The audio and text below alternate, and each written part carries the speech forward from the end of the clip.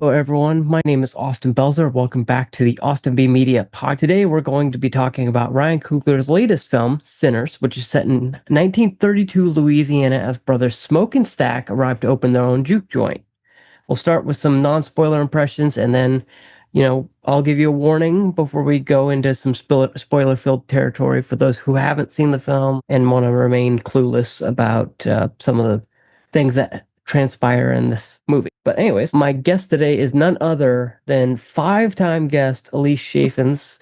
We've talked about Barbie twice, one spoilers and one non-spoiler. Her book, The Ted Lasso Relationship Guide, Gen V Season 1, and I Used to Be Funny in previous episodes. I'll have links to check those out in the description, or if I can figure it out, on YouTube. You can find her reviews on her Substack, MacGuffin or Meaning, which she just published a Mission Impossible Final Reckoning review, which I'll be talking about with Ben Miller later this week. I think, well, later this week recording, but not later this week it's coming out. But those reviews are on her Substack, MacGuffin or Meaning, and she has interviews on her YouTube channel, also called Alise Chaffins. And Alise, I think, let me know if I get any of this wrong, member of the International Film Society Critics Association, Cherry Picks, Elica, and the Online Association of Female Film Critics. Did I miss one? I'm in AFTA as well. Online Film and Television Association, yeah. Yeah, and the Indie Film Critics of America. So, yep. Same. Yeah. So we're in three of the same guilds together. Interesting. Correct. I just got into Indie Film Critics of America a few months ago, I think. Nice. Yeah, congratulations. Yeah. Thanks. I probably should add that to my bio. But long introduction out of the way. Alise, welcome back to the podcast for your fifth time. It's beginning to become somewhat of a regular occurrence. Absolutely. No, it's always fun. I love chewing it up with you. It's fun. Yeah, it is. But first things first, before we get into Sinners, I know we have a lot to talk about there. Yeah, a lot. Is there anything you'd like to recommend before we get into it? So I just finished last night when we were recording this, the finale of the last season of The Handmaid's Tale. And while it is a show that started off really strong and then kind of floundered in some of the later seasons, even with this season not being at the top of the game, I will say it has some moments that are some of the top moments of the show. And I just like to, see how it turned out. And it's pretty solid. So yeah, I'd probably recommend that if you're, if you've watched the show thus far and maybe forgot about it because it kind of went out of the zeitgeist a little bit. It's worth checking in. This season is solid. So I'll have a review of that up probably by the time this airs. So yeah. Yeah, I was just about to ask about a review. But yeah, Hulu I feel like as opposed to the last season, they pretty much refused to market Handmaid's Tale this season, which is interesting. Yeah, it's a bummer because it has some really, really exceptional moments. Like I said, it's a little bit uneven, and I'll get into that later. But yeah, like when it's good, it's some of the best that the show has been. So there's that. Nice. And I think TikTokers are doing a better job at marketing it than Hulu is, because I saw a scene. Can I say what it is? No, I don't think I can. I think it's a big spoiler. I haven't seen the show, so I don't know if it is. It's probably a big spoiler, but yeah, knowing TikTok. But it's excellent. Yeah. How about you? Anything you're watching? In spirit of Lilo and Stitch coming out this weekend, which I did see. I saw it yesterday. At back to back with Mission Impossible Final Reckoning, which let me tell you, that is a whiplash of a tone. Like I had 10 minutes. Like my mission was getting food or something like that in between screenings because I thought I had more time. But had some truly awful AMC theater sliders. Those were disgusting. There's like a bacon cheeseburger thing, and you'd think the cheese would be, actual cheese. No, it was nacho cheese. Oh, Yeah. That's rough. And I used to work at AMC, so I know that nacho cheese has been sitting out for days. That's one of the perks and horrors of used to be working at a movie theaters. You know all the stuff not to get. But Right. so in the spirit of Lilo and Stitch coming out, I will recommend not watching Lilo and Stitch 2025 and watching Stitch the movie or any of the animated adaptation, because I genuinely, it even as bad as Stitch the movie is, it's leagues better than Lilo and Stitch. Oh, that's so disappointing. Sorry, And Jack, to spoil the vibe I'm coming into the podcast recording with, but that's the vibe. Yeah, it's Stitch the movie's pretty great. I mean, it basically just expands on what you already know about Lilo and Stitch. It introduces a lot of it's basically just a world building sequel. It's just one of those straight to DVD Disney movies.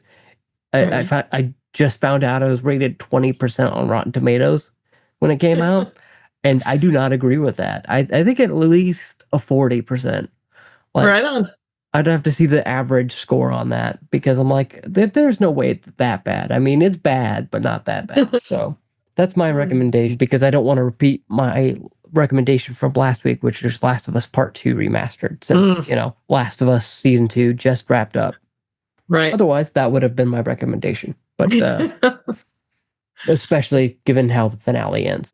Yeah. I warned you That's a last whole week. other podcast. I warned everyone last week about that, about how it ended, and nobody listened. Yeah, let's get into our discussion of Sinners, since we've got a lot to talk about, as I said earlier. So first things first, how would you describe the central premise of Sinners to someone who hasn't experienced it, read the synopsis, and somehow found their way to this podcast episode? So I think it is an interesting, and I'm going to give, I don't know how to talk about some of this movie without a spoiler that some would probably consider a spoiler, but was used in all the trailers and I feel like is pretty well known.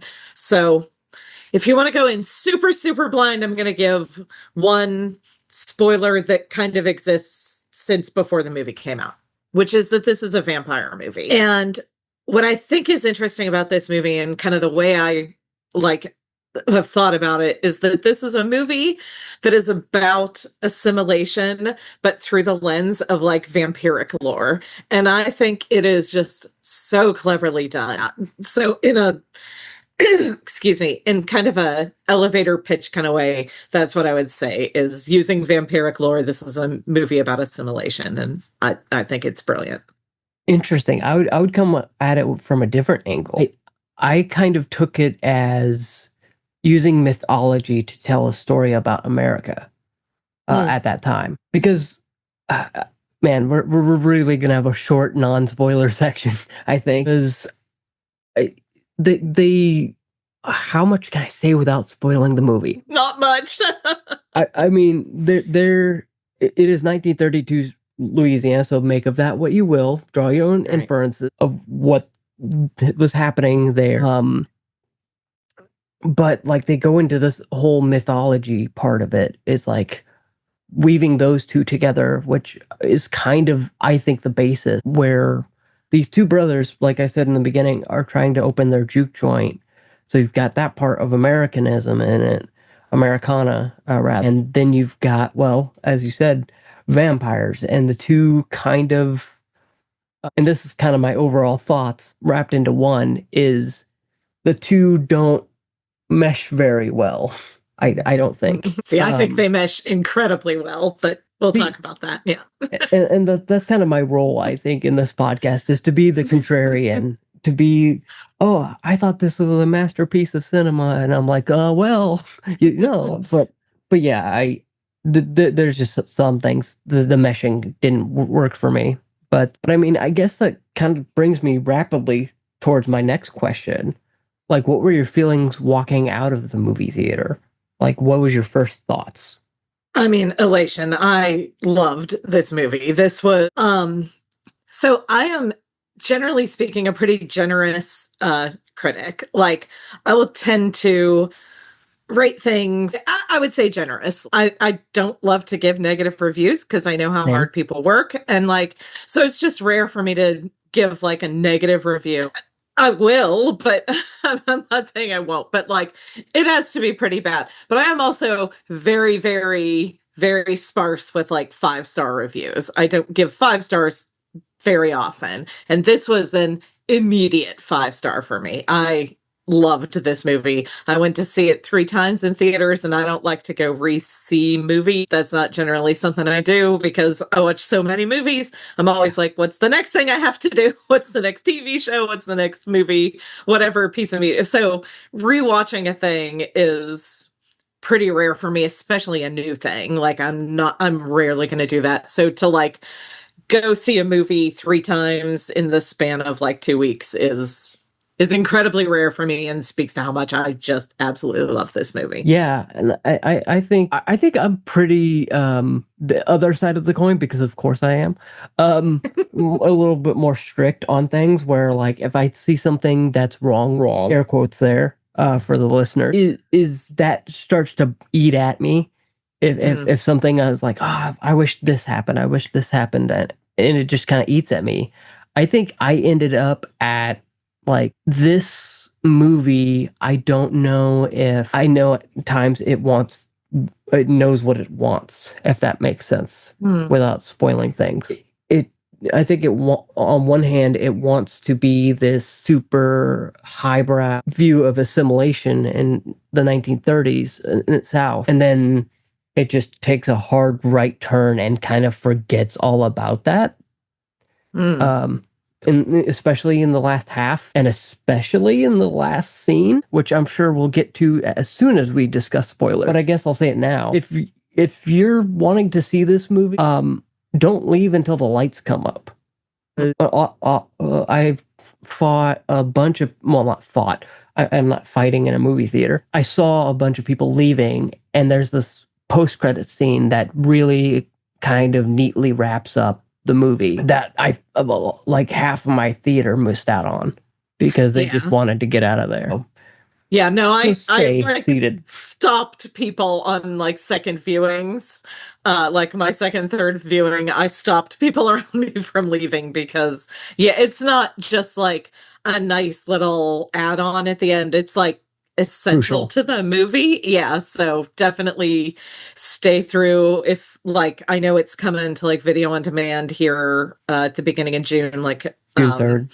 Yeah, so if you're watching it, don't turn it off. Don't turn it off. I mean, honestly, there's the scene at the end the end that's really beautiful as well. It is less essential, but at least make it through. You'll know when you see it. But yeah, don't turn it off till a scene happens. Yeah, like it's hard. It's easy to miss, I think, because I think theaters might have not programmed that cue correctly, but which is a thing I run into a lot. But anyways, I just think parts of the movie didn't mesh with what I think Ryan Coogler was going for. To keep it very vague, because I think there's not a lot you can talk about without spoiling this movie. Kind of like Andor season 2 that I talked about last week with Matthew from Awesome Friday and a bunch of other places. But I think I would give this, I'm just going to skip all the preamble of like pretending like we can talk about this movie without spoiling it. So I'm going to throw out all my questions and say I'm giving this 3 out of 5. I think it does a pretty good job, but it loses its identity in that back half. Yeah, I will heavily disagree with that, and we'll talk about that here soon. Yeah. I will explain why you're wrong. So, yeah. Yeah, but I guess before we get into that, into the spoiler, is there like what kind of person would you recommend Sinners to? Oh my gosh. I mean, honestly, everybody, because I think it's so good. I would say if you are somebody who likes horror, the horror elements are really well done.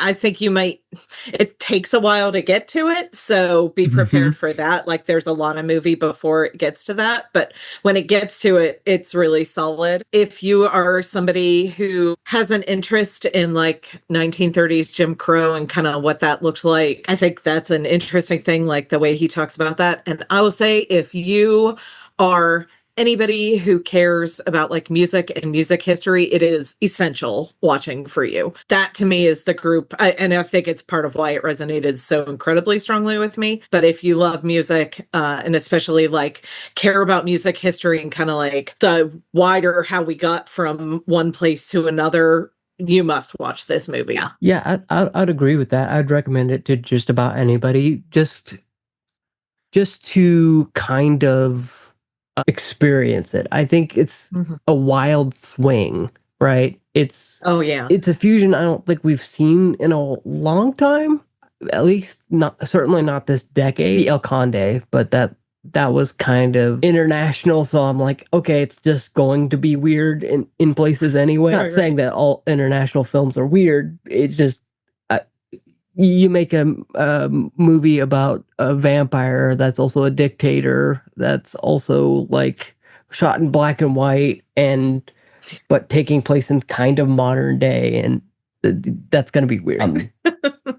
But yeah, I'd recommend it to everybody too. Especially, I wouldn't catch it on HBO Max, by the way. I would catch it on a screen, because I did see this. I forgot to mention, I saw it in Dolby Atmos. I didn't notice the difference. Honestly, that could just be because I went to a theater meant for college kids, and they probably don't have it calibrated right.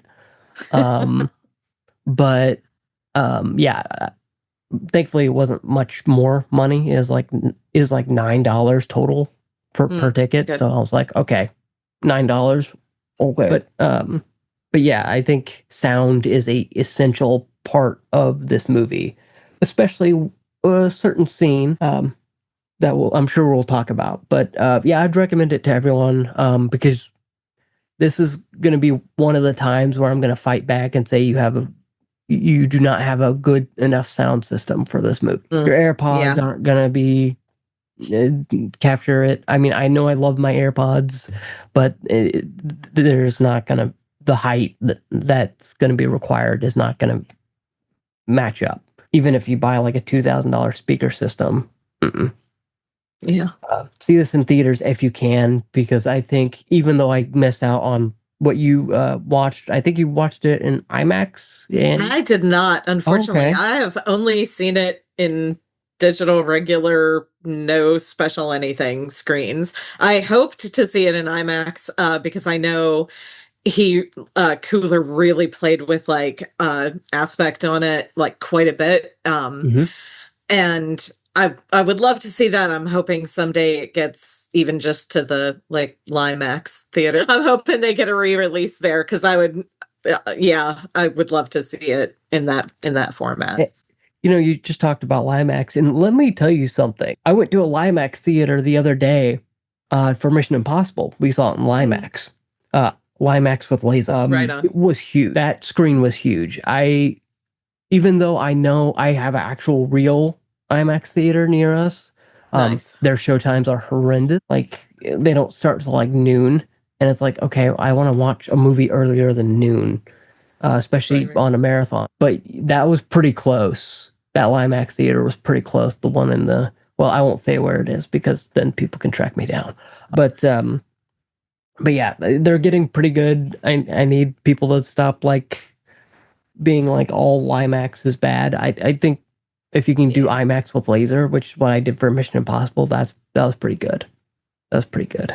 But yeah, other than that, I think that's all I have to talk about non-spoilery. So I guess this is your listener, watcher, whoever, your official warning for if you haven't finished the movie and you want to remain spoiler-free, you should pause here and come back after you've seen the movie. I highly recommend it, even though I did give it a 3 out of 5. But yeah, pause here, go to the theater, come back. We'll be right here. So with that, let's move into spoiler. Yes. So let's see. Let's talk about, I think, the scene that made the biggest impact on the entire film. Was the song called like Let It Burn or something? Like, the song that they sing where it's like all these 80s, 90s, and all these decades of music intersecting. Yeah, the Lie to You, Lie to You. with That I Miles was like, Hayden. Yeah. it's like L something. Yeah. I didn't do the research. Oh no, But this soundtrack has been pretty on repeat for me, so I absolutely loved the music in this film. It is phenomenal. But yes, this scene, so early in the, like, kind of as the preamble to the film, they talk about, there's certain musicians that connect the past to the present to the future through their music, which is just kind of interesting, like even outside of the mythology of that there's just this idea that music really does have all of these things that connect, that there are things that we do now that have been in music for, decades. I'm a piano teacher on the side, and I love to like take students through and show them, here are these like same chord progressions in something that Bach wrote that we're still doing today in, modern pop music. So there's a lot of like history in music anyway. And the more interesting it is, the more like connected to that it is. So that's kind of like the overarching idea. And then Sammy is this preacher's kid, and he comes and he has a guitar, and so he finally is getting up on stage. He's like never performed before. He's done church stuff, but he's really wanted to do the blues, like perform the blues.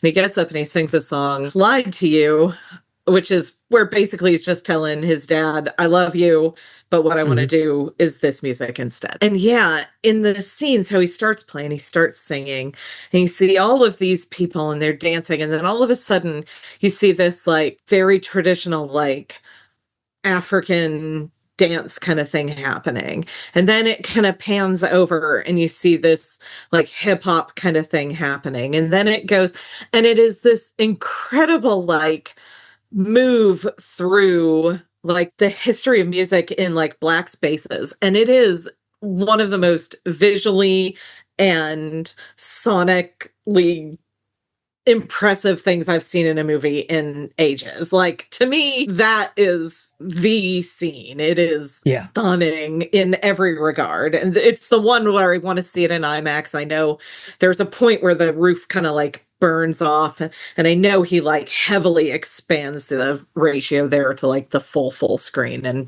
I would just love to see that. So yeah, I think that scene alone earned an extra star for me, because I think that's when it became clear of like trying to connect the mythology to current, well, not current, but 1930s Louisiana, trying to connect it to the story, where I think, and this kind of is where my qualms kind of come up with the bit, is I think Ryan Coogler wanted to make this movie, the juke joint, just let's talk about racism in the 1930s and plantations and Jim Crow laws and the wooden nickels, and let's talk about all that. But then I think, and tell me if I'm wrong, I would love to be wrong. It sounds like Warner Brothers or somebody said, but that won't sell. No, You've got to have vampires.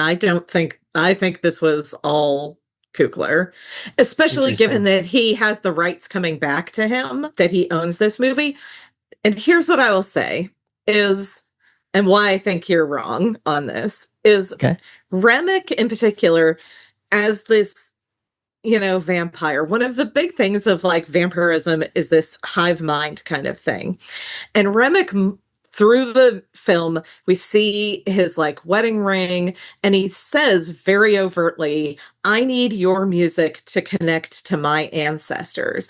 And what it is this idea of this hive mind of like, so, and I think it's so interesting because Remick was not there to kill Sammy or any of the people in the juke. They are all like vampires in this movie. This isn't like we're here to like feed. They are here to assimilate. And that's the thing that's interesting, is that we have this character whose Irish history is also one of colonization, but by the time we get to like 1930s, Irish people are white people now. And so they have this level of privilege. And so what he does is Remick comes in and he's like, well, I need what you have. I am going to now colonize you and take what you have for my own personal needs to connect to my people.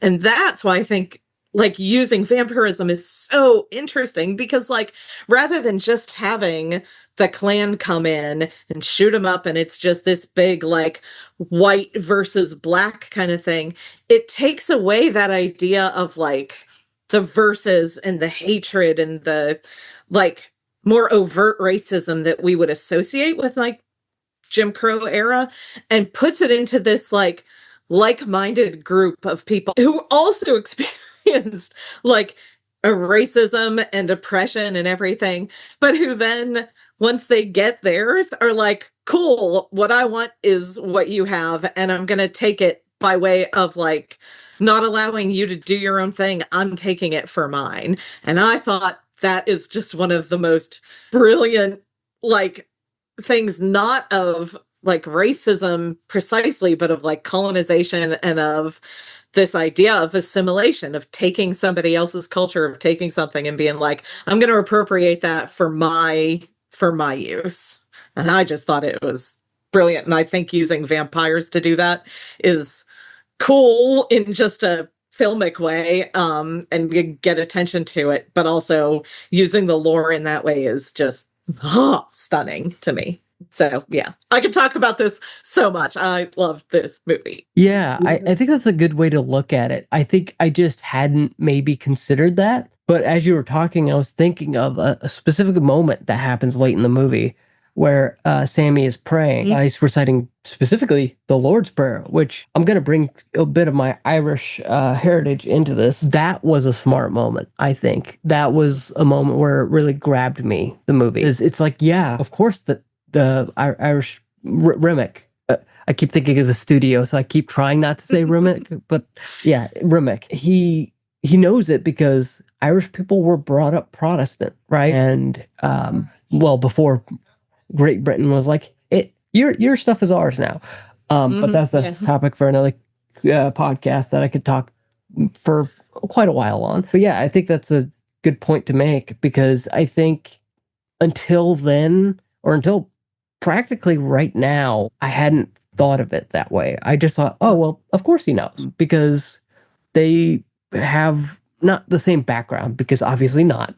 But there are a lot of similarities for sure. Yeah, or it just meant where it was trying to be kinder. And, I was also thinking about, Remick brings in the clan leader into it, and it's not out of I'm trying to remember. I think he does it out of like, he even presents it as like, hey, I even brought your clan buddy, the clan people. I did a good deed for you. I think it's pretty much how he presents it to Stack, I believe, when he's talking. He's like, I'm just trying to have a good time, and look, I even helped your cause because I found out these people were clan and tracked them down, and now they're part of our team.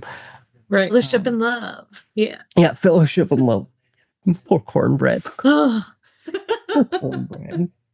He was just going to the bathroom, and really, while he's going to the bathroom. But anyways, yeah, I think that's a good point to make, because I think it wasn't apparent to me. Now, that might be because I was on a movie marathon where I had just gotten out of Thunderbolts an hour before. Oh, and that's a heavy movie too. So yeah. So I'm thinking about that. That's in my mind. So that might have permeated some of my thoughts on this movie. I'm not immune to that. I think especially in our business where I think we watch multiple movies in a row, it's just like, okay, is that from this movie or is that from this movie? Like, parts of Lilo and Stitch and Mission Impossible kind of blend together for me right now. Like, which did Lilo do this? No, that was Mission Impossible. But yeah, I think that's a good point to make, because I think that's not inherently stated. I think it's something Coogler expects you to kind of come up with yourself. And and really dive into now. And this also might be the benefit of you watching it, what, 3 times? Yeah, 3 for sure. There are absolutely things I picked up on multiple watches, like for sure, because this has like really, really layered themes. Because there's a lot of like discussion. You mentioned the Lord's Prayer, and there's another scene too. Like religion plays a pretty heavy role in this film as well, in the way that like that has also been used as a way to like colonize people. Because we see that in 2 scenes. There's a right before Sammy does his scene, Delroy Lindo, who plays a character Delta Slim, and is phenomenal. There is not a bad performance in this movie. Everybody is phenomenal. But anyway, Delroy Lindo is talking as Delta Slim is talking to Sammy, played by Miles Caton, who this was his first performance, and that is insane to me because he's so good.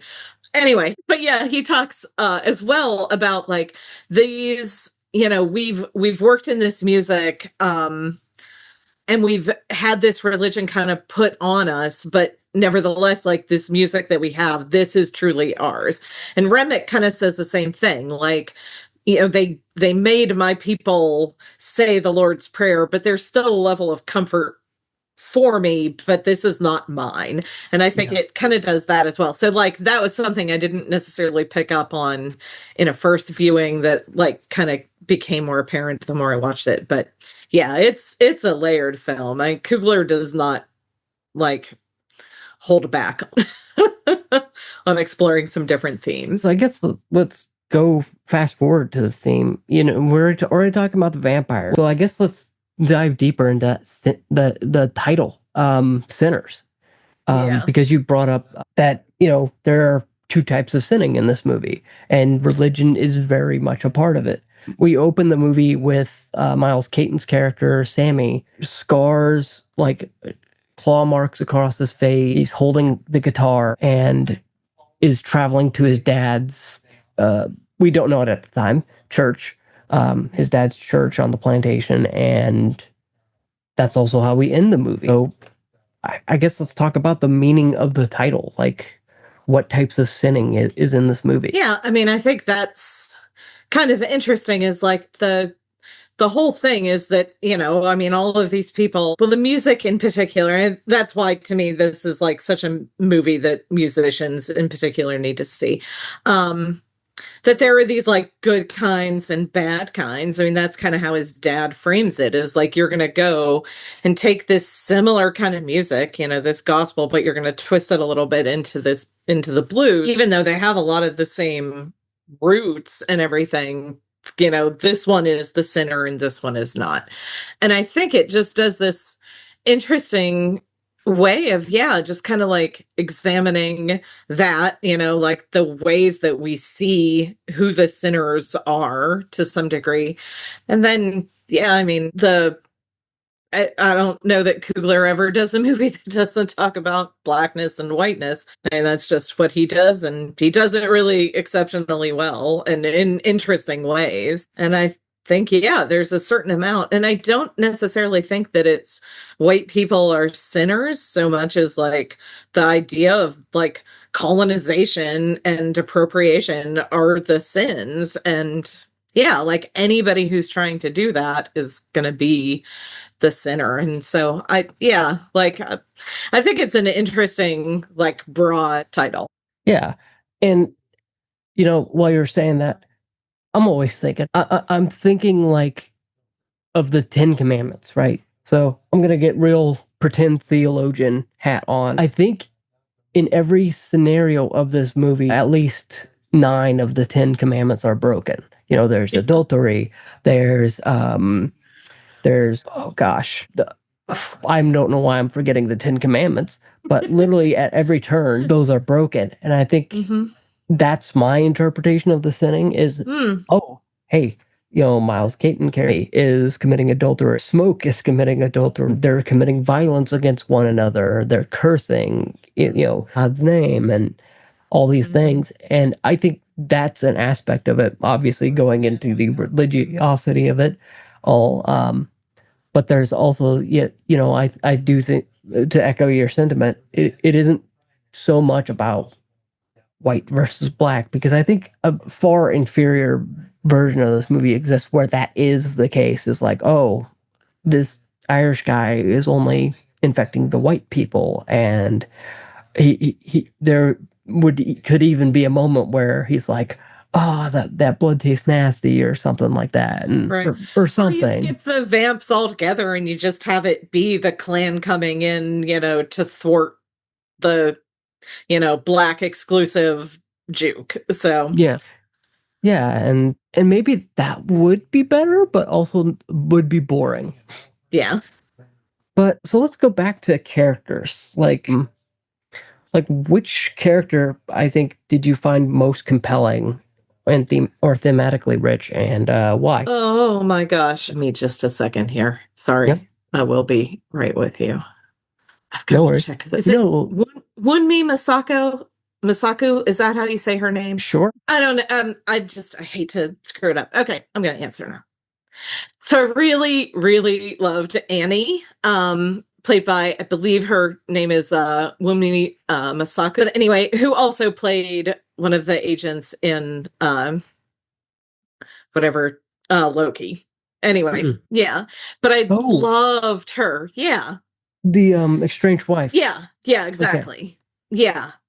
I think she is so interesting because we have this character who kind of exists in this like liminal space in the like religious discussion of everything of Mhm. like here's a person who like cares so much about like spirituality and like she's the one who knows how you kill the vamps. She's the one who kind of like knows the difference between oh this isn't just a haint, this is a vampire. The I was just gonna mention that. Yeah. yeah.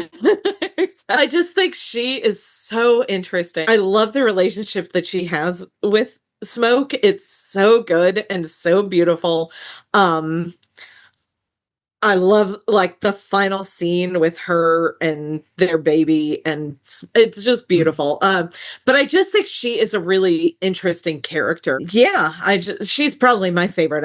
I think the way her story goes and she's just like, look, this is it. She just approaches everything with so much confidence and strength. It's just really phenomenal. And of course, I mean, all the kudos have to go to Michael B. Jordan for playing two incredibly distinct characters. Like, that's just impressive. Yeah, did you see the short on how they did it? They like uploaded a YouTube short on how they did it. Yeah, it's fascinating. I'm gonna have to go with Sammy. Well, yeah. I mean, obviously, but Oh no, I mean he's also great. um like he I think has the most rich story of it because he's trying to figure out his place in the universe, and he's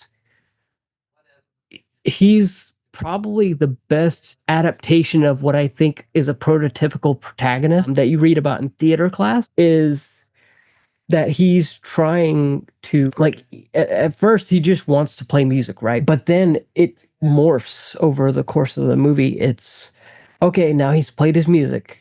Now he wants the girl that he saw at the train station. He has wants and needs now, and he fulfills those wants and needs. Yeah, this is a very horny movie. It is horny. And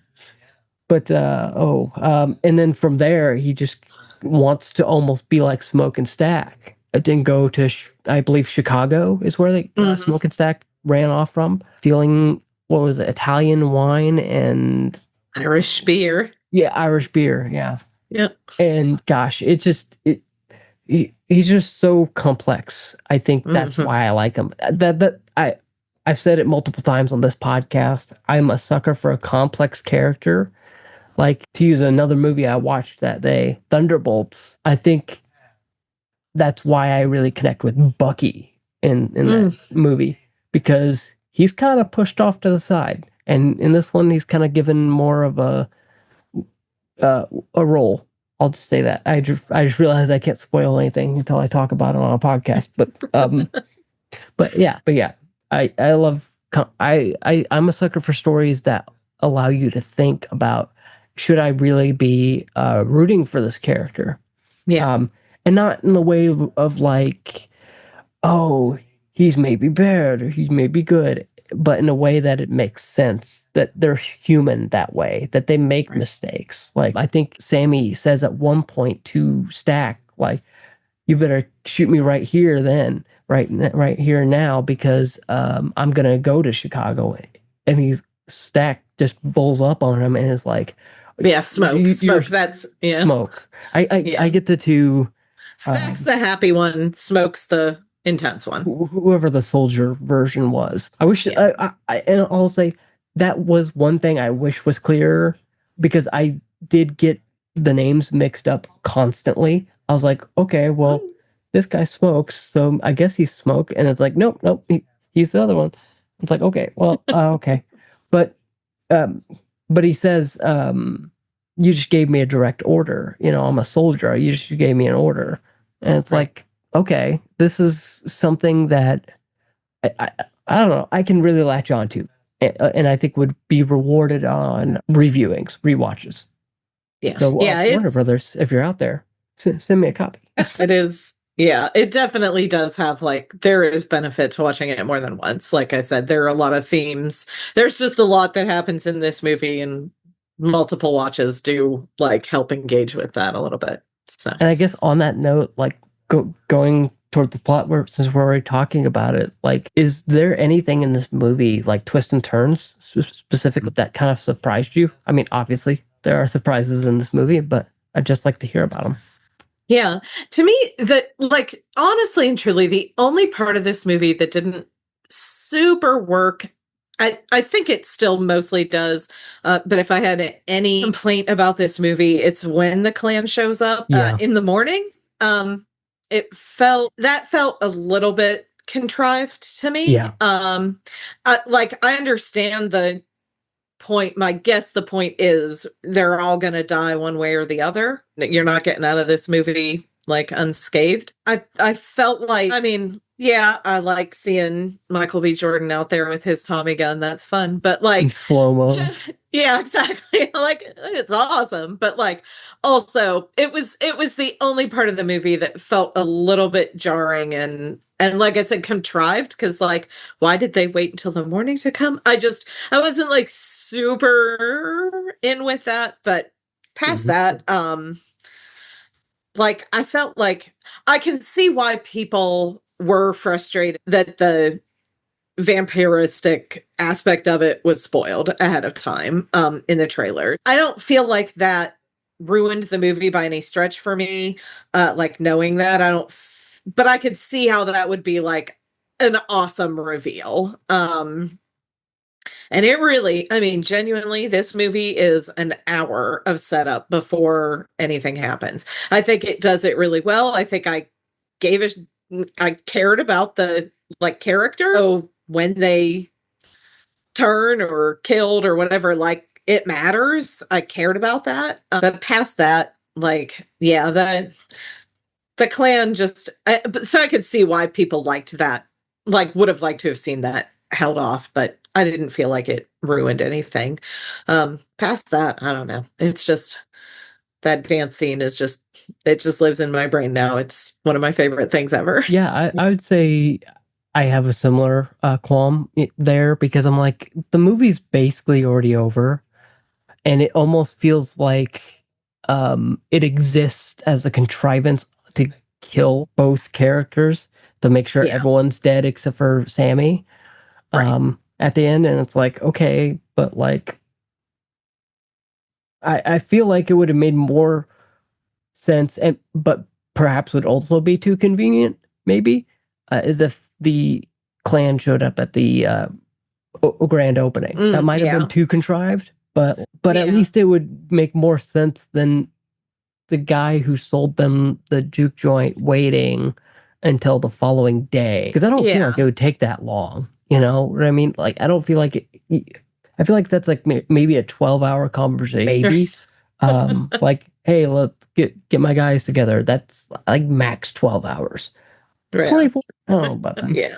There's probably some deleted scene that explains it better. That's what I'm wondering, is because it's already a long movie. I mean, yeah. So I could see that. Yeah. It's, like I said, if I had to nitpick a scene, that is not my favorite. I don't think it super works. Yeah, it feels like it almost feels like just exists just for the trailers almost. A little bit, yeah. Because I do remember that scene it being in the trailers quite a bit. Other than that, I would say I have a problem with the credit scene. Like existing when it does, or existing when it does. Okay, yeah. Like that just needs to be like immediately after that scene. Like there just needs to be a flash forward, then credits. Yeah, I don't disagree with that. Because or a way faster transition from those like scenes where they show Buddy Guy playing. Yeah. Like in the club where you kind of get this, oh, okay, this is Sammy in the future kind of thing. But yeah, I agree. I wish it had connected a little faster because people absolutely left. Yeah. Yeah. And it's just like, that's a vital piece of information. And yeah. And I almost think it's timed almost to the point where if somebody was watching it on a streaming service, they would also miss out on it. Yeah, I wouldn't be shocked if the like skip to next like happened prior to that. Like I'm watching on Apple TV and John Hamm's face comes up. Right, exactly. Every time I finish an Apple TV Plus show, John Hamm's face is like 75%. Like, hey, did you know he has the show? Yeah. I was like, I know he has a show. I'm just not in the mood for your friends and neighbors right now. And I don't think I will be until the season's over, frankly. But because I'm watching Murderbot. Thank you, Matthew, for the recommend. It's fun. It's fun. But maybe I should have recommended that. But anyways, yeah, I just think those are two scenes that really don't work. And I do agree it takes a real long time to get going. It takes an hour to get going. I mean, I think that hour is just them gathering the crew of like, hey, we're opening the juke joint. We need you to play the music. We need the other guy to also play music. Sure. And then we need a bartender and we need a sign. And that's a solid hour of the movie. Yeah. So if you're not in for that, I hope you've seen it by now because we've just spoiled like 90% of the movie for you. Like, if you're not in for that, don't see this movie. You have to be a fan of a slow burn. But I think if you're watching a Ryan Coogler movie, you kind of already expect that.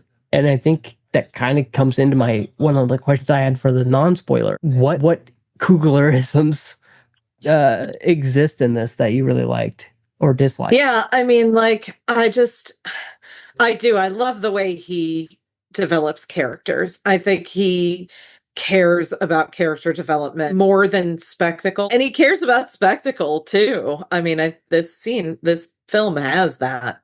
But he cares about building characters to put into that so that you care not just about the cool thing that's happening, but about who it's happening to. Yeah, I mean, even just you go to like his first feature with like Fruitvale, and like Fruitvale Station is this incredible, like story about a man. And like the very end of it is the part that most of us know is Oscar Grant being shot. But like the movie is not about that. And I think that's kind of the thing is like he puts out, okay, this is going to be a movie about, vampires or whatever. I don't know how much he made the decision to put that into trailers. I assume that's more of a studio call. But yeah, I mean, so he does spectacle, but he cares just so much about character. And I think that's so interesting, even just to little things. And this was a thing I didn't know until I saw like somebody talk about it on TikTok, I think, with the chows.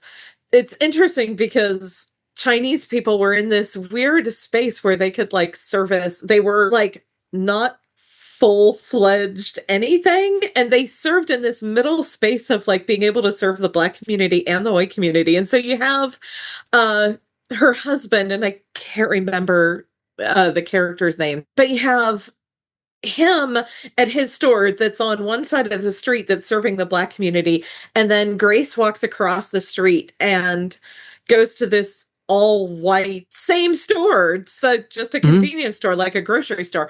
And I just think that's so interesting that he cared about stuff including like that in the film that makes us understand the chows in a really interesting way too. I thought that like the first hour is a lot, but we learn so much. Oda Slim talks about, going and performing for this huge crowd and all these people, and they really loved it, but it didn't matter because they still lynched one of the guys who was there, who performed for them the night before.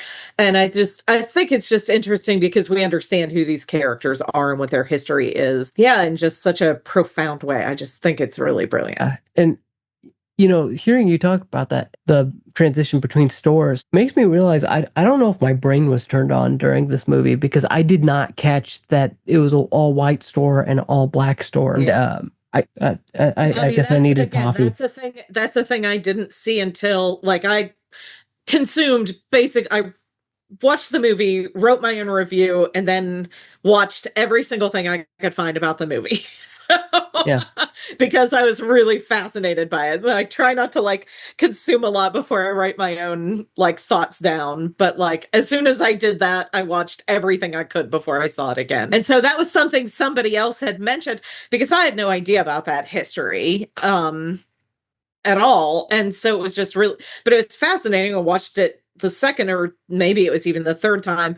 And yeah, his store is all black clientele. And then she walks across the street, or their daughter walks across the street to the mom's store. And yeah, we see it is all white clientele. And it's really interesting to me that is a true thing that happened in Jim Crow South, is that Chinese people kind of acted as this bridge between these two communities. It's just fascinating. Yeah. And yeah, that's interesting. Yeah. I think, yeah, it's a interesting movie. I think that I'm gonna have to rewatch. Yeah, definitely, because you're catching things I didn't. So, and I don't really consume anything before, during, or after. Well, obviously not during watching the movie, but I don't read anything until I've talked about it, or anything like that. The only thing I watched was the aspect ratio video that Kodak, I think it was Kodak, or was it Warner Brothers? I don't remember. The one that Coogler explains all the different things that he did. It's amazing. Yeah. Yeah. And I guess the only Cooglerism I noticed just now is that Michael B. Jordan is destined to be in any Ryan Coogler movie. He sure is. Because Fruitvale Station, right? Michael B. Jordan's in that. You've got Creed 1, 2, and 3, although I don't think Coogler directed 3, because I think he was doing Black Panther Wakanda Forever at that point. Spoilers. Yeah. Yes, go ahead. No, I was going to say, I think Michael B. Jordan directed 3, didn't he? I know that. Okay. Let's see. Oh, no, he did. I'm sorry. He did direct. Right on. Michael B. Jordan did direct. Oh, it was Creed 2.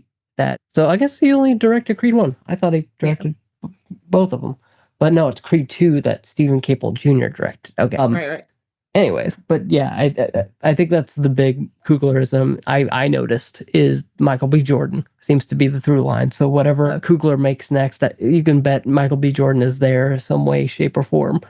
Oh yeah, for sure. And I guess while we're talking about Coogler, we'll get back to the film in a minute.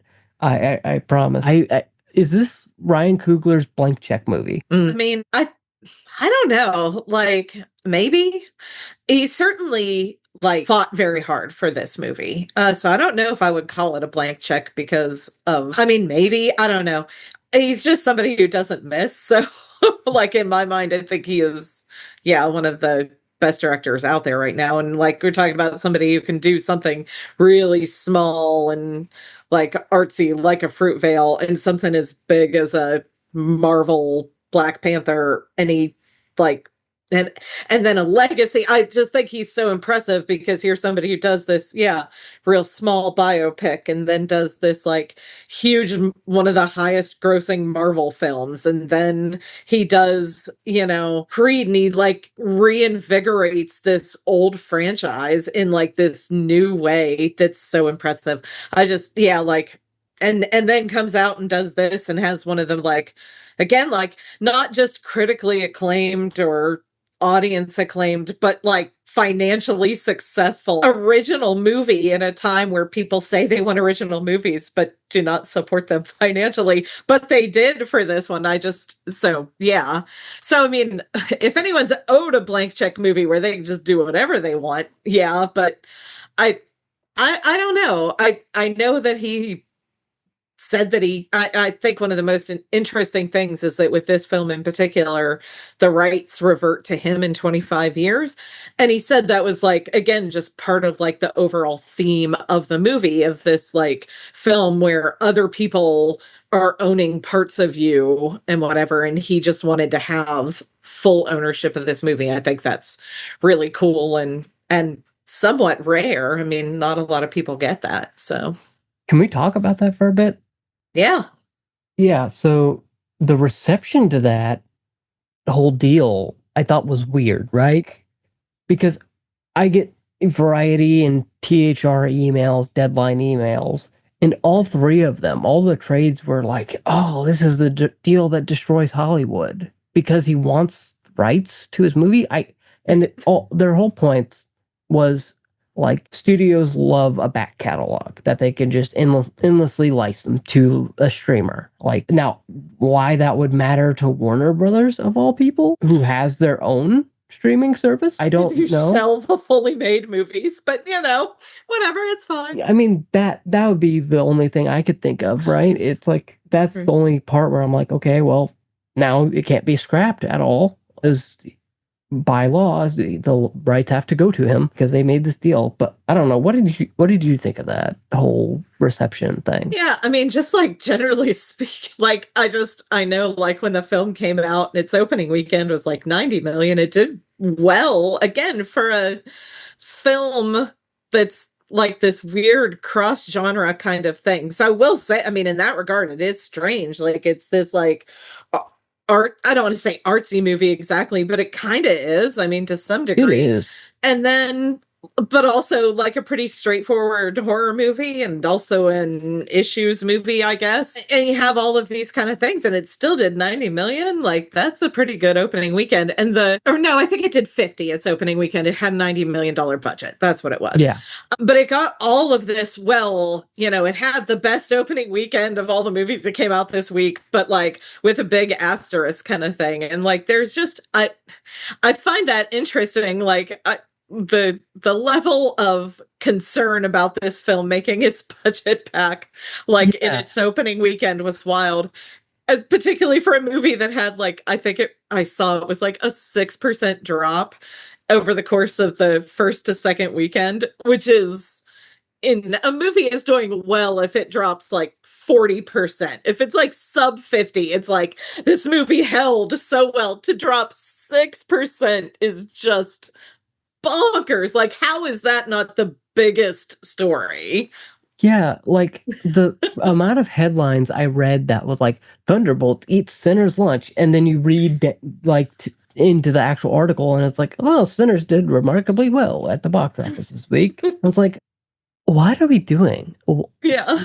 What are we doing as an industry? I'm not saying you and I. No, but honestly, there is so much frustration. Like, if we're going to sit here, people are clamoring for, say, again, and I question about whether or not people actually want original movies, but here was an original movie that did incredibly well. I'm baffled at some of the reception. So yeah, it's been interesting to say the least. Like, just industry side, reception to this movie is bizarre to me. Yeah, the reactions are strange to me.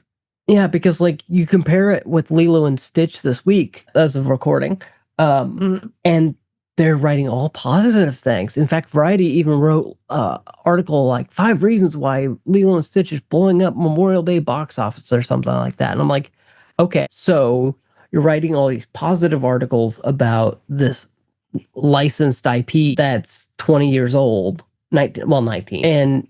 But when you talk about an original movie, if it doesn't do Avengers money, you're writing negative articles about it. It's weird. It's weird behavior. It's wild. It's interesting. Yeah. Especially when especially kind of because it almost proves the movie's point in a way, A little bit. Yeah. which is amazing. Yeah. It is. It's fascinating. It's disappointing too. I say fascinating, but also it's kind of a bummer. I'm like, but because not just this, like just generally speaking, like not just Ryan Coogler's movies, but just like original movies in general. Can we like give them a break? Like, if they don't do well, like it's fine. It's not going to kill the industry if Friendship doesn't do well, which it is doing well, by the way. Right. Yeah, I went to just see it this weekend. like I just saw Instagram post from my theater back home. Well, not home, but where I used to live. That said it was the 18th biggest opening of the year. Wow. Right. Yeah, I don't know if that was for the movie or for the theater, but yeah, they said they had a huge Memorial Day. So I don't want to hear any negative stuff from now on.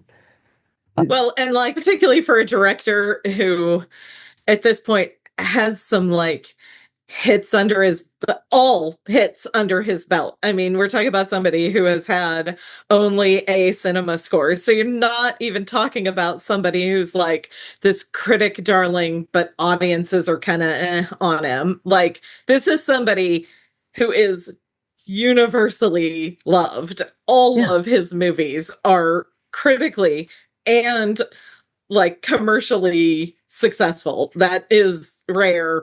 Give him all the blank checks in my mind. Let him do whatever he wants. And like stop anything with him. I genuinely like he to me is a do not miss director. Yeah, I mean, in what world did we imagine that Black Panther would do $1 billion? Right. Exactly. I mean, we knew people were excited, right? But when I tell you everyone was seeing that movie and everyone saw Black Panther Wakanda Forever too, even though people weren't as excited because they said, oh, it's Ryan Coogler, gotta show up. Right. Same thing happened with this movie, I think. Yeah, I mean it's made like I think it's over 300 million at this point. Like which is pretty crazy for an original film. Yeah, like just stop. in Variety, that is not an idea for you to write a headline that Lilo and Stitch eats Sinner's lunch or something. On its fifth week in theaters or whatever. But outrageous. I think last thing, and we'll get back into the actual movie, because I do want to talk about this because we've kind of been not skirting around it, but I think I've wanted to talk about this. Let's talk about the technical elements. Like, what? I know we talked about aspect ratio shifting. We didn't experience that, but like, from a craft perspective, what stood out to you? Yeah, I mean, obviously, like, this is not the first time we've seen the same actor, play twin. This has happened. I think it looks unbelievably good. Like in a way that is better than I think we have seen, but is fantastic. So like I think that's really impressive. Yeah, the other scene that I think like again I keep going back to this scene in the barn when Sammy sings, but I just think it's so interesting the way they do that because it feels so organic, the way all these elements kind of come in and the way the camera pans around. And I'm saying this is even in just a standard, aspect ratio that didn't move, that didn't shift in any way. It's still like just such an interesting thing. And then all of a sudden they're outside and the roof is like burning off. And like, it looks just gorgeous and interesting. And like, I absolutely I love the way that is done. Like just that whole scene. I'd have to like watch it again, which I definitely will soon. But it feels I think that might even just be mostly a one shot that kind of goes through. I don't remember I didn't. You want my breakdown for that my third time? Is it a one shot or are there cuts in it? I don't remember. So here's how I think it happened. So obviously the house is CG. Obviously. The house CG because it burns down. It's the literal barn burn. And I think they set up a crane shot, like a jib crane with like the little 90-degree. Yeah, everyone knows what I'm talking about. And just set a robotic arm on that to just follow, to swirl around him and then pull back, and then go around. I think that's how they did it.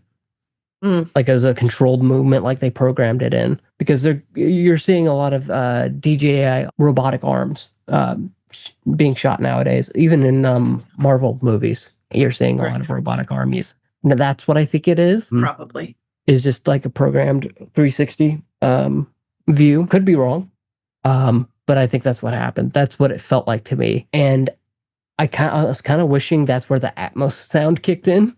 Yeah, I'm sure. But yeah, it just didn't kick in for me. But yeah, that scene did obviously stick out to me. What else? In a possible negative, and I think it's just hard to make things burn on screen. The vampire burning bit looks kind of fine. Yeah, that looks fake. Yeah, like I don't know how you make it look real at this point, but that was like some YouTube effects. Yeah, it was less awesome. That'd probably be my, again, like in a film, if I'm nitpicking a little, that'd be it. The use of the clan directly after that. That the end has a couple of little things, that I would have liked to have seen done maybe a little differently if it were me, but don't lessen the enjoyment of the movie for me. Yeah. I think besides what you talked about, I think I really like the cinematography. It's beautiful. I don't know what lens they were using, but there's one where the colors behind Stack go all green, like this teal green. And it happens at multiple times through the movie. Like the entire background just shifts in color rapidly. It's almost like a super ultra wide anamorphic lens. I really would have loved to see that on IMAX, but Thunderbolts, bro, what's going on? Like, could you not take up all the IMAX screens? Mission Impossible. I wanted to see this on IMAX, man. I have a real IMAX. Just let me go the real IMAX, not have it there for a week and then Thunderbolts comes out. Yeah. But that's a entirely different podcast. Again. About how Disney operates the box office, and maybe a Patreon exclusive episode. But where I'm just staring at the camera being like, here's exactly how Disney operates the box office. But because I don't think it's something people understand. But you're talking about the ending. So let's talk about your interpretation of the ending. Like, what's your interpretation of how it ends? But I think before we get into that, what do you see as the ending? Like, do you see the buddy guy scene as the ending, or? I mean, I definitely think the buddy guy scene is the ending. Okay. I do like the end for Smoke, where he gets shot and all of that. It's just, again, where I just low-key wish they had chosen, like Coogler had chosen some different way to get to that, because I love the scene between him and Annie and their son. I think it's really just beautiful. Gorgeous. Yeah. I just wish that it had got to it a different way. That said, the end scene where Vampire Stat comes in and he's got his like brass knuckle kind of thing. It's so good. But I love where Buddy Guy just talks about this sense of freedom, like as Sammy, where Sammy just says, this was the day, like before everything went wrong. And Stack just says the same thing. He's like, yeah, it was the last time I saw the sun. It was the last time I saw my brother. It was, the last day that we had this place that was literally just for us. And we just did what we wanted to do and we were free. And I just thought, oh my gosh, it's so beautiful that the most horrific day, the day that everything went as wrong as it can go, is still like one of the best days because of like this community that they built in this really brief moment of time. And I just, it's so beautiful. I love it. Love it. Do not miss the end. Yeah. So you know what I loved about that Buddy Guy ending is when Smoke says to Buddy Guy, aka Sammy, are we calling him Buddy Guy or are we calling him Sammy? I mean, he is Sammy, I guess. Okay. Played by Buddy Guy. Yeah. I'm just gonna say Buddy Guy. That's because, fine. because like Because Miles Caton is Sammy. yeah, like Buddy Guy's playing it completely different. Like he's basically playing himself at points. Yeah. But Smoke points out like I miss your old stuff, and the new stuff is just really not my style. I miss what you played back in the car first time.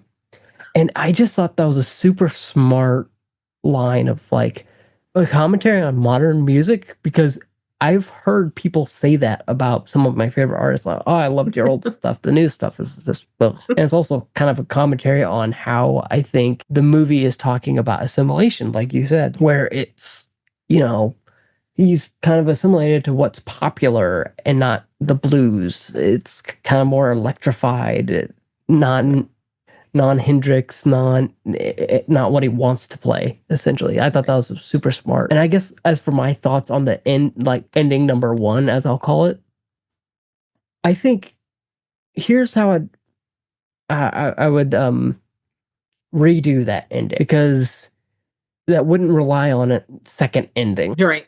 Have Smoke kill Stack, like in a way that's not like where he bites him, not like that. Flip it.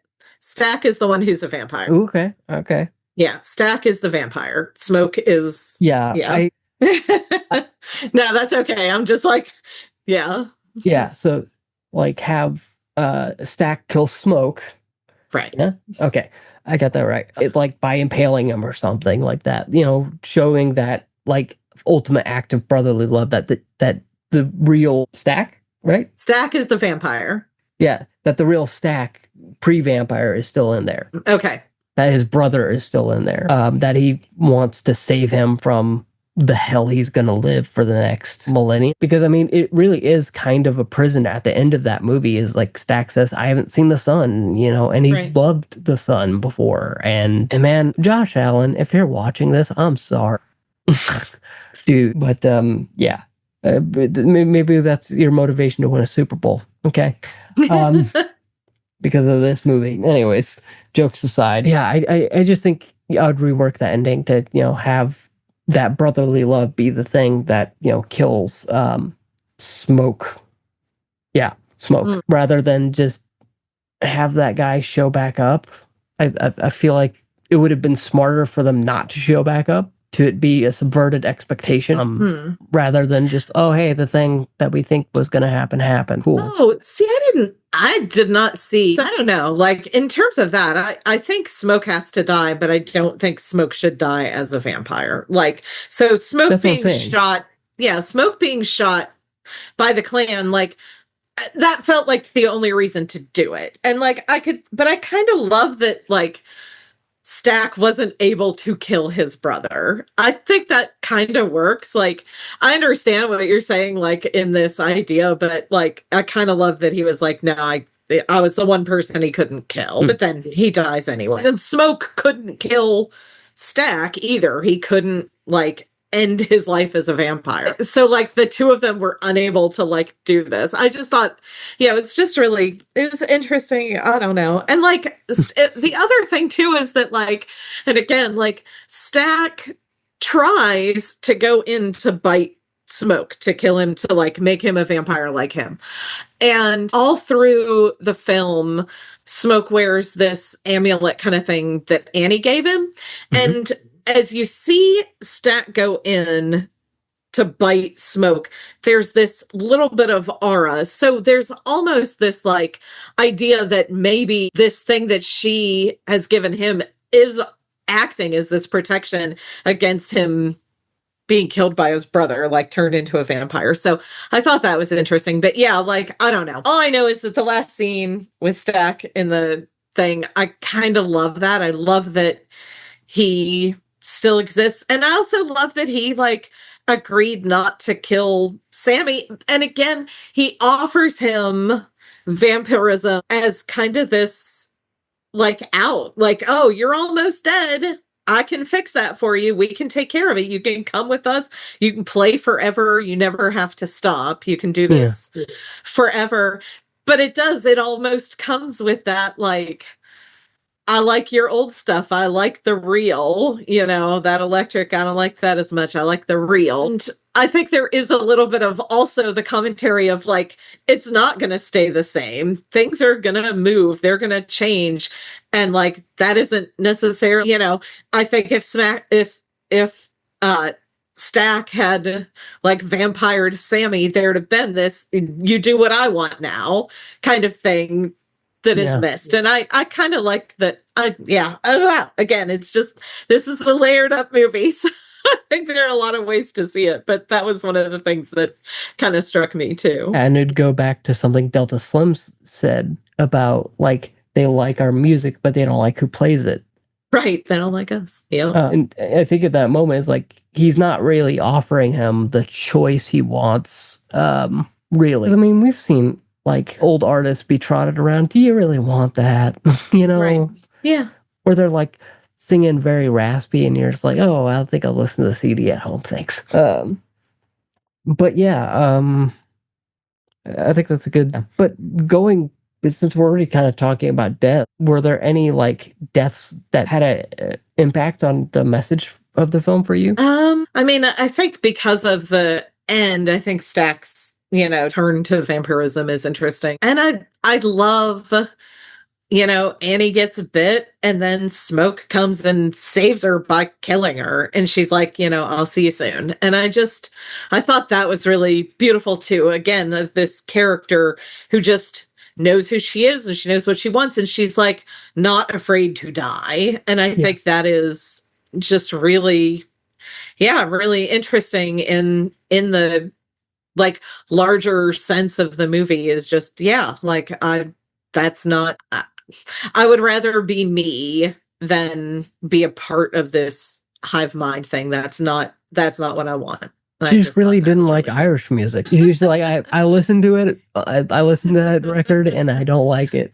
Well, love the Rocky Road to Dublin scene. It's also awesome. We haven't even talked about it. It's so great. I'll admit, even as someone of Irish descent, I needed subtitles at a few points. I'm like, okay, like maybe we turn on the subtitles. What was the meme I saw earlier this week? I slipped the attendee a 20 to turn the subtitles on. Fair. Yeah, I got to see Friendship. Speaking of subtitles, I got to see it with the on-screen subtitles, and it was wonderful. I was like, oh, I want to come to all the movies that do this. Yeah, they're rare, aren't they? They are. There's like maybe one showing, and they're almost always at a time that I can't make. So yeah, it's always like 7 a.m. or 7 p.m. Yeah, exactly. And it's like, come on, man. I don't want to be at the theater at 7 p.m.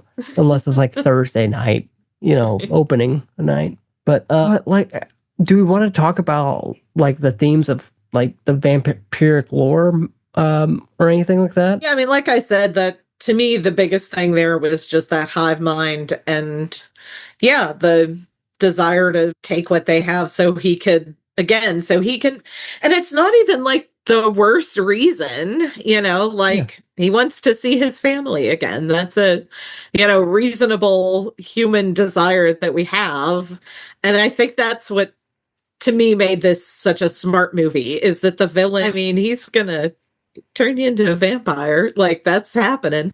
But, like, he's a good guy. He's not a bad guy. He's an interesting guy. Like, he is bad. It's very Killmonger in that here's this guy who, like, is a bad guy. He just is like, nah, we're gonna just take out everything. We're just gonna rule by force. But, like, he's not wrong with a lot of what he says. And I think that's what's interesting about Remick, is he has that same kind of thing, is like, he's the bad guy. He's going to like take this whole group and turn them into vampires. He's going to deprive them of like growing old and like having human experiences.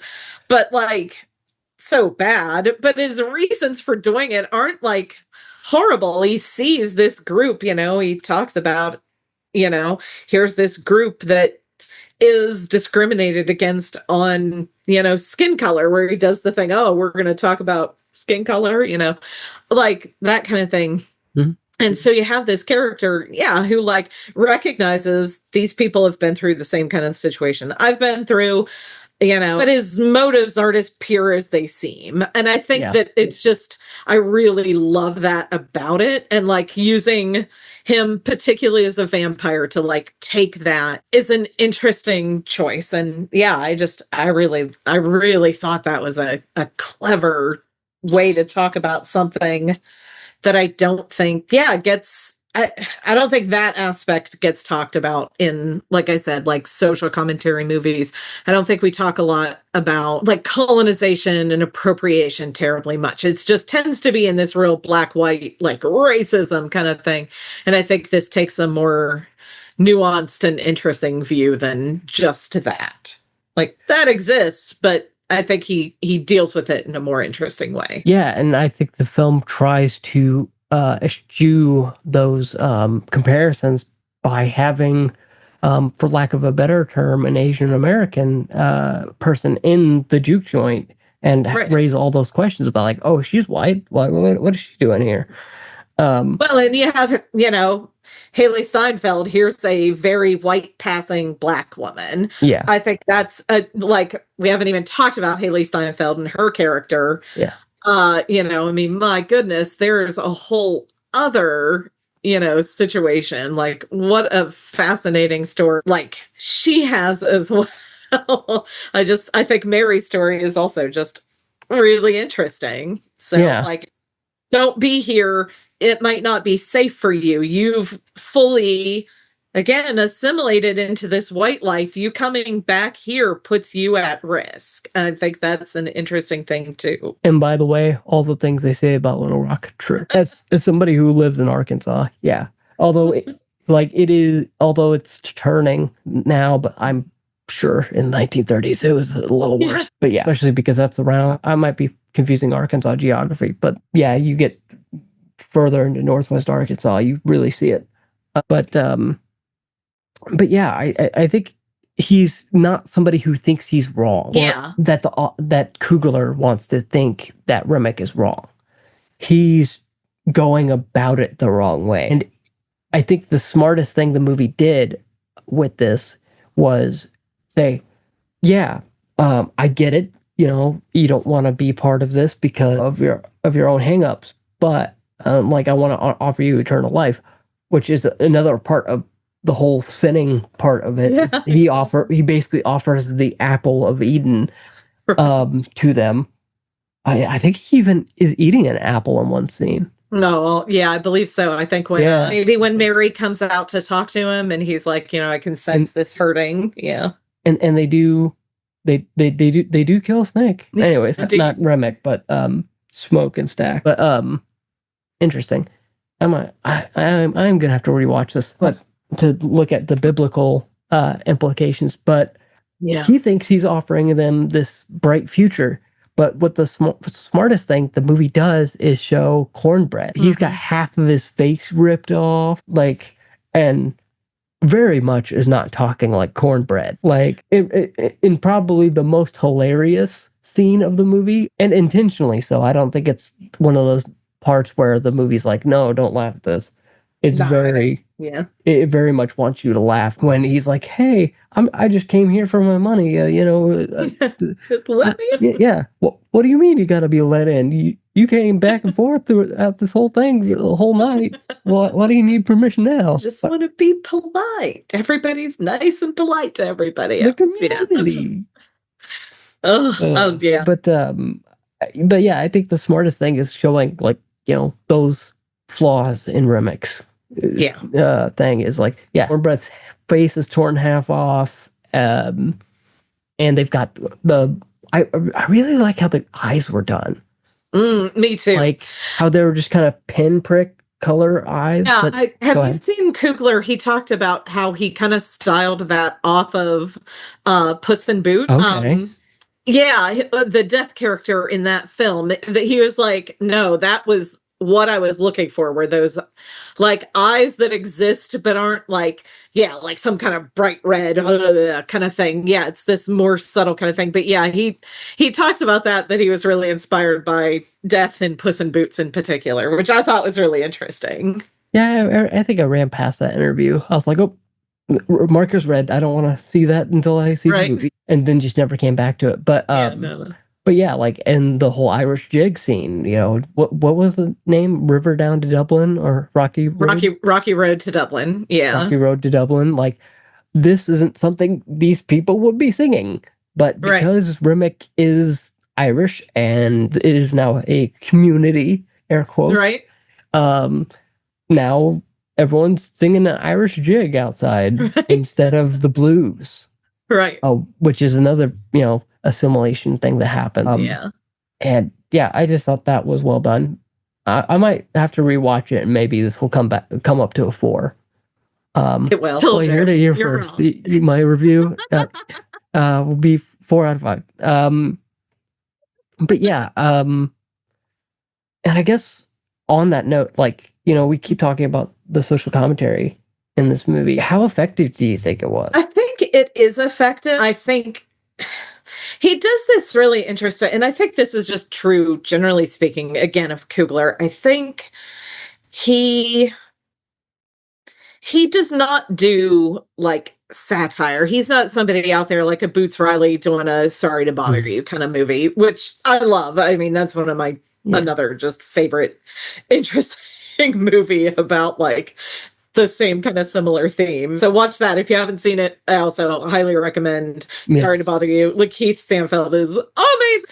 Greg Kinnear has just one of the most like unhinged moments you will ever see in a movie with him. It's incredible. But anyway, but he doesn't do these like he does this really interesting thing of like having these like surface level, easy to grasp kind of themes. And then I think he goes a lot deeper with some stuff that's a lot more like nuanced and layered, and just avoids the easy out of like white people bad, black people good, and like this like, you know, idea of just like this overt racism that you kind of think of when you start thinking about like racism of like, you know, I live in West Virginia, the good old boy in his pickup truck with his Confederate flag, you know, like that kind of thing where like, yeah, that guy's bad.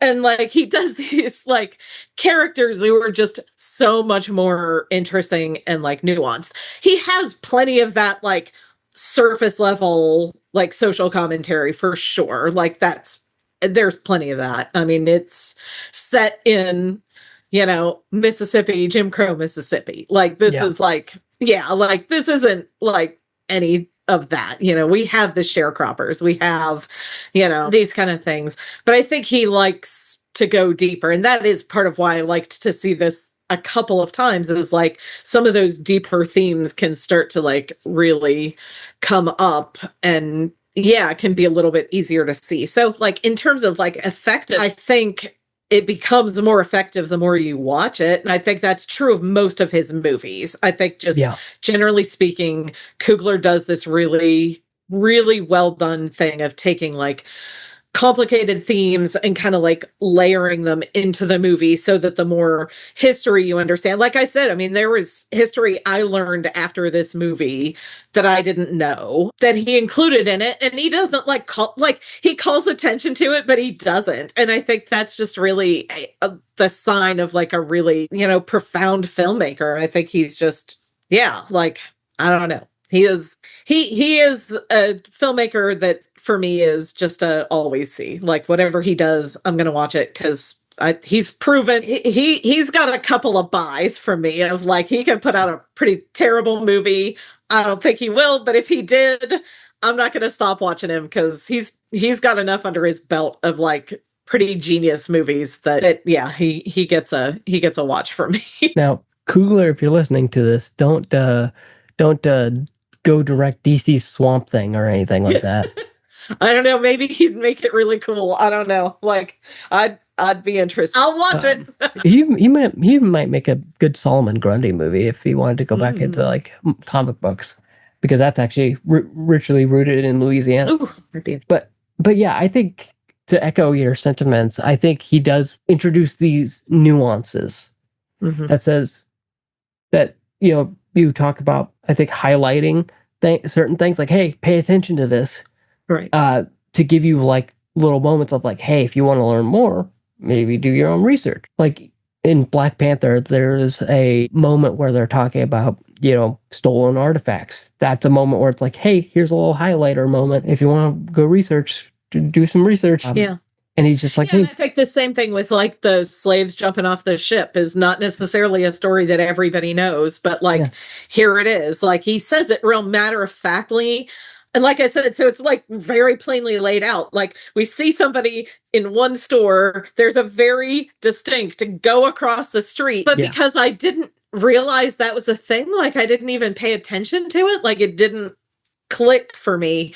But it's not like hidden in any way. It's a very, we're going to leave this position, go to this position, and just follow this character. If you're paying attention, you're going to see something different in this scene than in this scene. I think that is, like he highlights it very strongly, and I missed it anyway. Because I just didn't have the context for it, so I wasn't paying attention. So, like, but I think he does that. Like, but he doesn't say, okay, let's walk over to the white store. Like he doesn't like verbalize. He shows things incredibly well without saying it out loud. And so like, in that regard, like to me, I think that's just super impressive to do that, to highlight a thing without telling you, hey, this is why this is important. Yeah, it's just interesting. Yeah, it's not a neon sign. It's more like a turn to the camera. Right, yeah. Like hey, what is the Pedro Pascal meme? And you should know this too. I'm a hot ones. Yeah. Yeah. I will not edit that in. I don't feel like sourcing that clip. Yeah. But I don't want to get the copyright on YouTube. But yeah, I guess, I think it works pretty well. I don't think it ever really bolds, underlines, or italicizes anything. It just says, here's the story, make of it what you will. And I think after watching the finale of The Last of Us Season 2, it's a stark contrast that I think was desperately needed. And maybe I might revisit pretty soon. But yeah, anything else you want to talk about really quick before we go to outro? I mean, ultimately, it's just a really, really interesting movie. Yeah, if you can't catch it in theaters, I mean, do catch it in theaters if you can. But like, goodness, it is worth watching. I really hope it's in like the awards conversation. It's early in the year, so I'm a little bit concerned, and it's a genre film, so I'm a little bit concerned. But like, I mean, it should be in my mind in the awards consideration. I really, really hope that it is. And listen to the music too. It's awesome. The soundtrack is banger. I will. If I could include it, I would, but I don't want that smoke. Yeah, that's fair. I do not want that copyright smoke. No. But I do like the new Spotify feature where you can say this podcast mentions this, so I can go into Spotify for creators and go like, I mentioned Sinners. Yep, there you go. And I can attach the soundtrack. Then, awesome! You should listen. Everybody should listen to the soundtrack. So if you're listening to this on Spotify, maybe you'll have like a little link to watch it. I don't know how that works. I'll have to look at that. But yeah, and I would echo something Matthew said last week. See it in the most premium format you can. Yeah, for sure. Like, even though I saw it in Dolby Atmos and it really didn't matter, it mattered because the projection quality was just 10% better, and the sound system was 10% better. And I think that makes the difference either way. I mean, it was only stereo panning left and right, but I mean, just having that and being relatively alone in that theater was kind of nice too. But that's probably because it's for college kids. But yeah, I'd say see it in a premium format if you can. I don't imagine you can by the time people are listening to this, because Lilo and Stitch and Mission Impossible have probably taken those premium format screens. Yeah. But if you can, go to an indie theater and they might still have it in Dolby or something like that. But with that, this has been one of my favorite discussions about a movie in recent memory, especially since we devoted like 80% of this podcast episode to spoilers, which is new for me. So before we let you go, where can listeners find more of your work and your review of cinema? The best place to find me is on Instagram or on Substack, and I'm Alise Chaffins at both. Like Austin mentioned, I have a YouTube channel where I post interviews with different people and like directors and actors and stuff, so you can find those on my YouTube channel. Again, Alise Chaffins, everything's Alise Chaffins. My letterbox is the one thing that's different, and it's Alise D. Chaffins. But yeah, like that's where you can, if you look for Alise Chaffins, you'll probably run across me because I'm pretty sure I'm one of like maybe 2 people in the whole world with my name. So pretty easy to find me. Yeah, even a quick Google search. But I will have all those links in the description and YouTube and all that stuff. But for those listening and watching at home, if you enjoyed this episode, please subscribe, leave a rating, and review it on your favorite podcast app. And I'd love to hear your thoughts on the movie in the comments below, on social media at austinb.media, on Blue Sky, on my Discord, or in the Patreon community chat. Speaking of Patreon, if you'd like early access to the next podcast episode and more, head on over to patreon.com/austinbmedia. You can get 48-hour early access to podcasts like this one for just $3 a month. Interviews, all the fun stuff, exclusive Patreon posts, monthly editorial calendar, and coming soon, research lists for major reviews.